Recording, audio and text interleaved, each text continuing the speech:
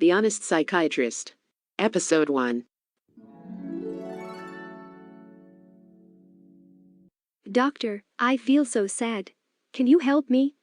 Well, I would prescribe a selective serotonin reuptake inhibitor at random, although I don't know at all if you have little serotonin in your brain to make you depressed. Is this an endeavor that involves some risk? The psychotropic drugs I prescribe may have an enormous myriad of long-term harmful effects on your body, but it will be difficult to connect and demonstrate them. It will be easy for pharmaceutical companies and us prescribers to say that the drugs are not responsible, even in cases where the link is in your experience as clear as day.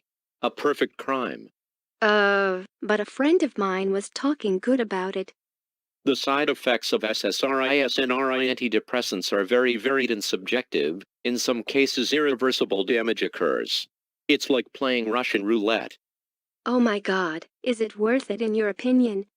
If I suffered from mild depression, I would take time off to travel and have sex. I would not castrate myself with psychiatric drugs. Are you talking about sexual problems that they cause? SSRI antidepressants leaflets still say that about 1 in 10 people have sexual side effects, such as lowered libido and delayed orgasm. In fact, as many more recent studies have shown, sexual dysfunction is far more common, with symptoms such as decreased genital sensitivity, loss of sexual arousal and pleasure. In some cases, they are irreversible. So what do you do? I sell probable poisons on behalf of pharmaceutical companies. The important thing is that it is in label. How can you keep doing this? My job is to detect symptoms, make diagnoses, prescribe drugs and get gifts. If I had a shred of conscience, I would have finished work. And if a patient tells you that has developed a sexual problem? When my patients come to tell me that the SSRI antidepressant is causing them erectile dysfunction and genital numbness such that they can no longer masturbate, I tell them that sexual difficulties are very common in depression and performance anxiety. I've also read the new recommendation of the European Medicine Agency regarding persistent sexual dysfunction by SSRIs and SNRIs. But I prefer to keep telling my patients who complain about PSSD that they are just anecdotal cases and urban legend. As long as scientific research does not undeniably demonstrate the cause and effect, I have the comfort of being able to deny it firmly. I'm sorry, I'm so confused about how you work. My job is to detect symptoms, make diagnoses, prescribe drugs and get gifts. Yeah. No. How do you do this? When I have to prescribe antidepressants, I explain that certain disorders are chemical imbalances that can only be resolved with medication. When patients become pissed off and accuse the medication of causing some problem they did not have before, I explain that it is not the medication's fault but their mental problems to be solved in psychotherapy. Or better still, with other drugs. I can't believe my ears. If you tell me that you suffer from depression, I can immediately prescribe you an SSRI or SNRI antidepressant at random, which are the first choice classes for many disorders today. We don't know if you have few serotonin in your brain to cause your depressed mood. No test can tell us, but it would be an experiment based on this hypothesis. The antidepressant could worsen your mood and give you suicidal thoughts. We could change molecules many times in search of the most effective one with fewer side effects, but with each experiment you would still risk persistent iatrogenic damage even after suspension, such as post-SSRI sexual dysfunction, PSSD, which can cause hypersexuality and anhedonia and for which there is currently no cure. This does not happen to everyone, but is unpredictable. I'm about to leave this firm, but I'd like to know first, is there anything definitely good about what you do? When I don't have to reach a certain number of prescriptions to get gifts from a pharmaceutical company, the moment when I have to decide which SSRI or SNRI antidepressant to prescribe to a patient, is when I feel my creativity at the highest level. Sometimes I imagine I roll the dice. The Honest Psychiatrist. Episode 2. First of all, thank you for this interview. What is your profession based on? In psychiatry, we work blindly, today as in the days of lobotomies. Suppression of symptoms is primarily considered rather than individual well-being and integrity. What do you mean, sorry? Well, there is a long discourse on the treatment of psychosis, but now let's talk about something that can easily concern us all. No exam shows us that there is a certain imbalance of monoamine neurotransmitters in patients' brains to determine their depressed mood or anxiety. But to simplify and prescribe, I tell them that they are depressed because they have too low levels of serotonin, the happiness molecule, in their brain, and that they need to rebalance their serotonin levels with an SSRI, just as a diabetic needs insulin. And people come to you of their own free will? We psychiatrists have on our side the rather common view that as doctors we have expertise in the pharmacological treatments we prescribe. People who are suffering and fragile clearly need to rely on competent people to give them security, doctors, in this case psychiatrists. These people rely on us without realizing that we prescribe drugs without knowing whether they are really necessary in their case, without knowing what effect they will have on individuals, and without knowing the myriad harmful effects they will have on their bodies. Has anyone expressed doubts?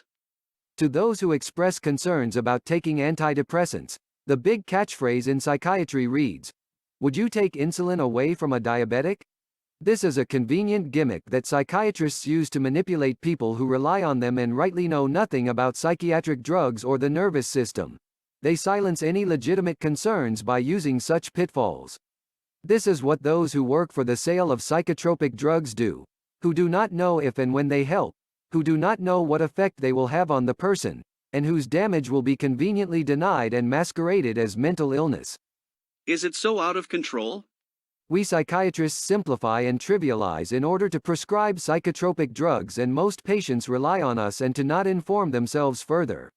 But even as we inform ourselves, science itself today has enormous limits to knowledge about the effects of psychotropic drugs on individuals. The truth is that taking psychotropic drugs, accepting risk, is a bit like playing Russian roulette with your health. The reassuring concept that, if the drug gives you unwanted effects, you can always change the molecule, is not always valid either, because for some people and in an unpredictable way is enough to take a psychotropic drug, even just a few doses, to run into permanent problems.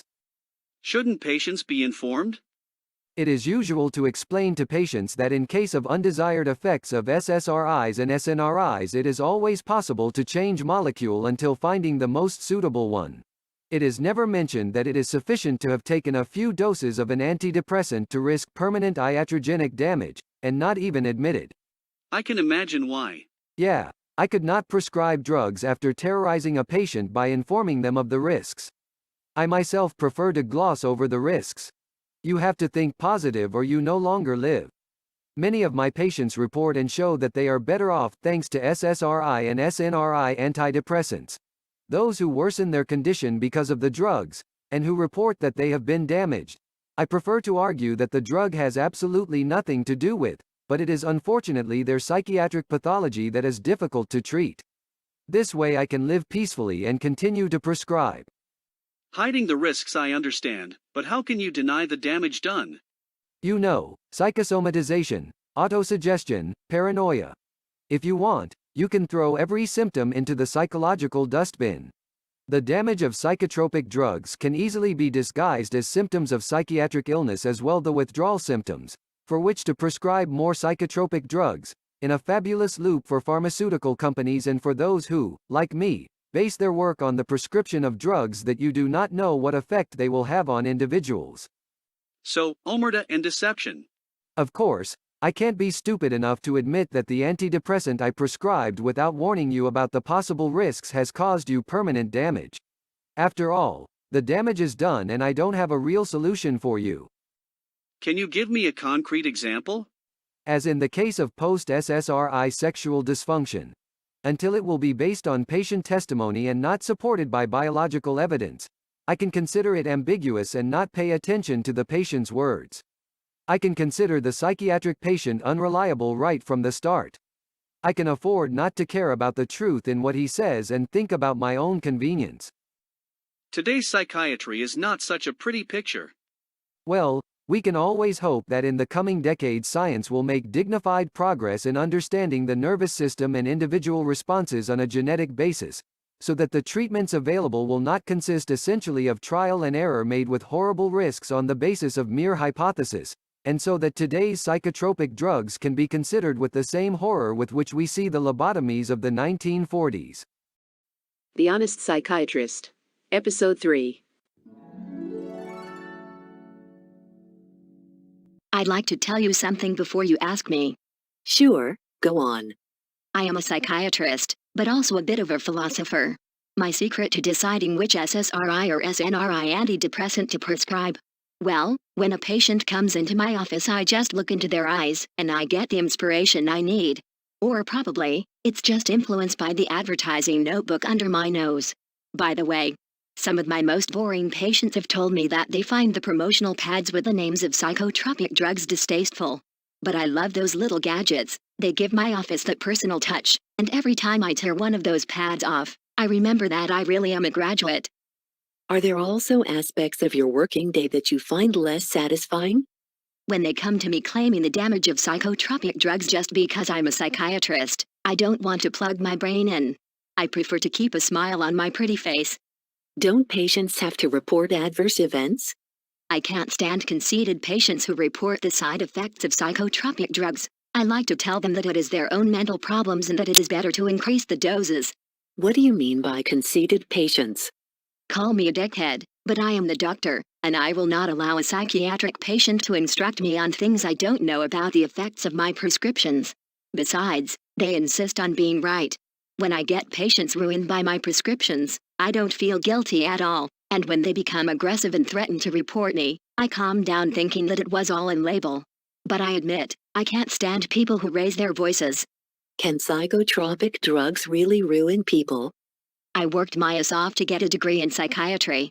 Toxic or not, it's not my problem. I comfortably follow the chart with symptoms, diagnosis and prescriptions. I loved Battleship as a child. Besides, I have a face like an ass, and even when it is clear to everyone that simple serotonergic drugs can ruin people's lives, I will still say that these are urban legends. Aren't psychotropic drugs supposed to be good for patients? Well, yes. There are indeed patients who consider antidepressants to be their lifesavers. Now they promote these drugs with their friends, defending them from attacks, and saying that the danger reported by other people doesn't really exist, that it's all made-up stories to scare people, and that you have to rely on psychiatrists for treatment. Lovely. Do you despise patients who have complications? Oh yes, I think patients who are pissed off about their supposed post-SSRI sexual dysfunction should be sedated with more psychiatric drugs as soon as possible. Personally, I consider sex sleazy. I have never loved it. And when patients are angry about the sexual side effects of SSRIs, I get a certain satisfaction and tell them that it is not so important for their mental health. Do you think that in order to become a psychiatrist it would be appropriate to pass an admission test, including a psychological framework? A psychological framework? That's a mischievous question, isn't it? I pretend not to recognize the perversity and villainy in me, but I love it. Today, a young patient for whom I prescribed Lexapro told me that if he got sexual dysfunction as a side effect, he wouldn't be any happier. Well, I told him this. Preemptive fear about the possibility of a side effect is to be considered a symptom of illness, in an attempt to control the drug therapy, because after all the desire would be not to take it. Isn't that brilliant? The Honest Psychiatrist. Episode 4.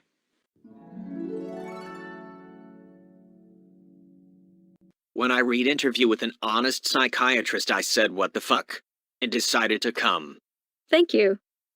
For this in-depth about the side effects of psychotropic medications, I ask you, are patients offered what you believe to be a comprehensive picture of possible reactions to the medication prior to prescription? Do you realize that if I were to warn patients of the risks they run by taking even a common antidepressant, I would be out of a job? Don't you think informed consent would be fair? I replied, I'm a psychiatrist today. What the fuck am I supposed to prescribe if not these toxic drugs? Have your patients come back reporting major adverse events? Of course they do. Each time I tell them it's the first time it's happened to me in 20 years of work, and that it is most likely autosuggestion. So you lie. What does you really think? What do I think about people who are ruined by the drugs I prescribe?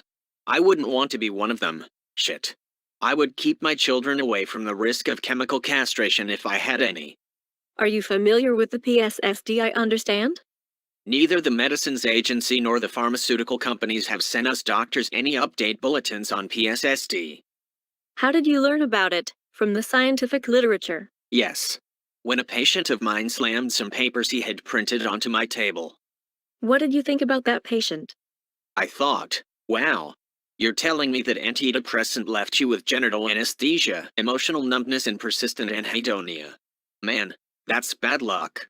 Look, I too know that if everything was out in the open, these psychotropic drugs would be taken off the market and the pharmaceutical companies accused of crimes against humanity. You think I don't know that?